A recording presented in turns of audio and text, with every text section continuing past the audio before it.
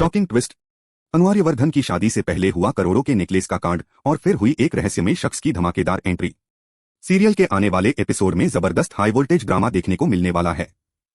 शादी की खुशियों के बीच अचानक घर में मच जाता है हड़कंप जब अनु का कीमती नेकलेस रहस्यमयी तरीके से गायब हो जाता है।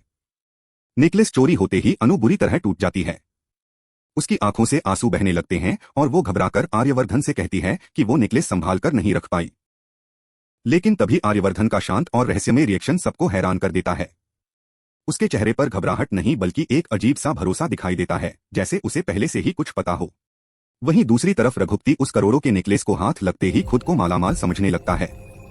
खुशी के मारे वो सपने देखने लगता है कि अब उसकी किस्मत बदलने वाली है। लेकिन तभी कहानी में आता है सबसे बड़ा धमाका। अचानक एक नकाबपोश शख्स की एंट्री होती है। वो बिना कुछ बोले रघुपति के सिर पर जोरदार डंडा मारता है, उसे बेहोश कर देता है और नेकलेस लेकर गायब हो जाता है। इसके बाद खुलता है ऐसा राज जिसने सबको हिलाकर रख दिया। पता चलता है कि गायत्री माँ का हर्ष के अलावा एक और बेटा भी है, जिसकी सच्चाई अब तक पूरे परिवार से छुपी हुई थी। वही शख्स अपनी बहन राजनंदिनी का नेकलेस बचाने के लिए वापस लौटा है।